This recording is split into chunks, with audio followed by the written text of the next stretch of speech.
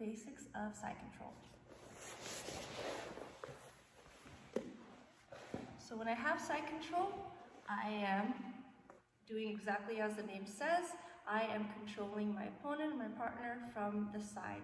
This is not the most dominant position to control from. I can use it to progress to knee on belly or to mount, which are a little bit more dominant, and I'm more likely to submit. But this is a really good place to start and really important position to make sure that you do not lose. So most important with side control is not so much what my hands are doing, but what my chest is doing. So I always want to make sure that I have proper chest connection. Okay? So I'm gonna have his arms up. My chest is going to go right onto his sternum. Okay.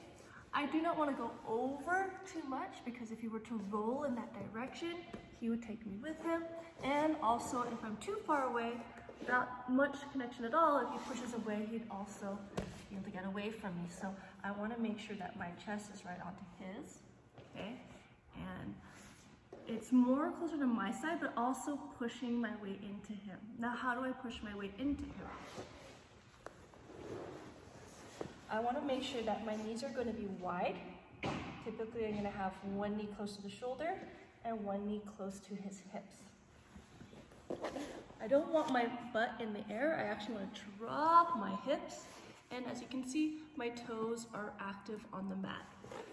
This way, even if I don't have my hands, if he were to try to roll away, I can drop my weight. If he tries to turn it towards me, I can push off my toes. This is a really good way to make sure that I'm truly controlling him with just my body positioning and not relying on my strength of my arms. Okay? Now with my hands here, I'm going to hug his head, and I can hold on to underneath the armpit, which is a really good grip. You can grab the gi, you can hold on to anything, or you can even just have it on the mat. It's not too important, just whatever you feel comfortable with. Again, most important is actually just keeping contact here. My shoulder doesn't necessarily need to go into his face, but I do want to drop the shoulder more towards the chest and under the neck, so that way, if he does try to tuck his chin, it's really easy for me to apply pressure when I need to, but I don't need to keep it all the time. My hand, my other arm, can block the hip on the far side or on the near side. Okay? All preference here.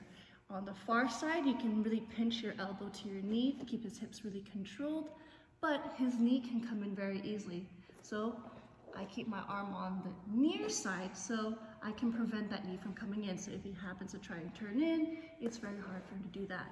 So with your partner, you can establish chest pressure.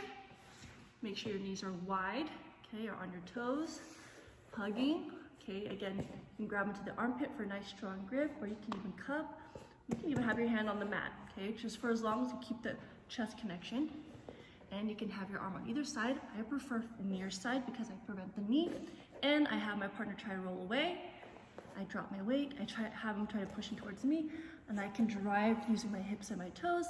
If I have him trying to circle out or anything like that, I can follow him very easily, okay? Just by using my hips, my toes, and my chest.